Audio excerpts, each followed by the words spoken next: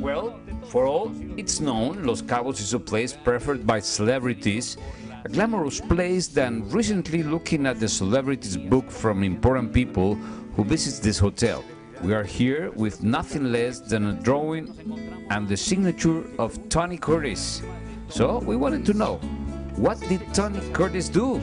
A beloved character from the film industry, a sex symbol, and here is with us our good friend Ella Messerly, director of this hotel. Good afternoon. I'm very happy to have met Tony Curtis here in Cabo San Lucas. That's the truth. Tony Curtis is a legend. A legend he was, and I was a fan when I saw him. The truth is that the visit he recently made here was very interesting because I think it was his last holiday. Well, and after looking in the book, his drawing and his signature, 3 or 4 days later, unfortunately, he died. But let's know Tony Curtis. Who was Tony Curtis? What the new generation don't know about him? Okay, here we prepare the brief biography of the great Tony Curtis.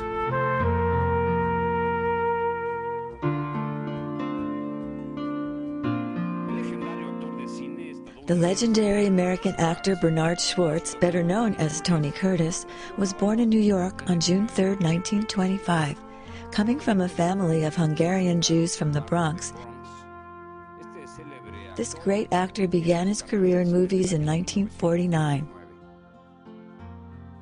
He had a long career acting in over 100 films, including Houdini, The Sweet Smell of Success, Spartacus by Stanley Kubrick, The Boston Strangler, The Last Tycoon, and Rosemary's Baby, directed by Roman Polanski, among many others. He's also remembered for his roles in numerous comedies from the 50s and 60s, such as Some Like It Hot, and for his appearance in television series such as The Persuaders. These successes enshrined him as a big Hollywood star and even led him to be named Knight of the Order of Arts and Letters in France in 1995. One of his greatest achievements undoubtedly was The Defiant Ones, a film in which he shared credits with Sidney Poitier and received an Oscar nomination for Best Actor in 1959. Tony Curtis confessed in his controversial memoirs having had an affair with the legendary actress Marilyn Monroe while they were shooting Some Like It Hot. He's remembered by many, but particularly by women, for having the most intense, seductive blue eyes that captivated and conquered women of 3 generations.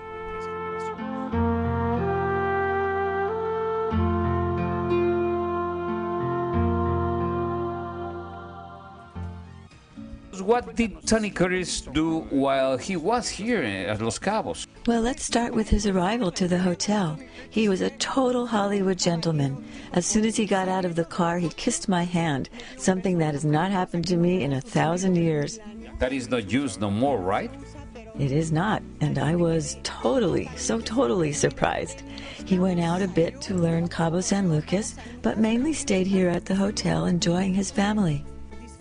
They began with a short 1-week stay, but it turned out he liked it so much that he called his other children, and they all came down and stayed 10 full days enjoying themselves. Can we see where he stayed? Of course. I'll show you right now. Let's see. Let's go. People say that he was very nice.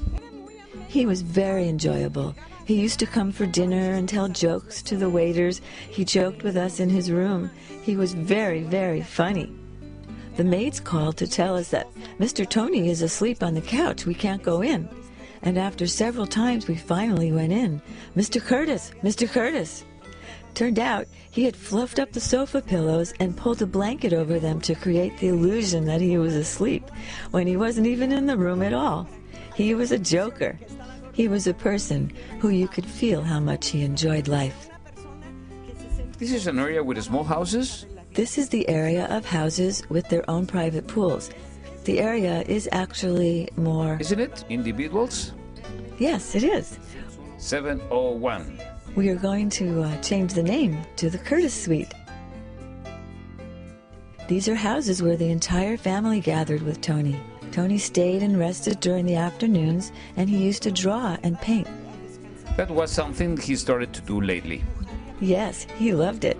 Very often he was sitting here just looking out to the sea that he loved. This house is the one with uninterrupted views of the sea.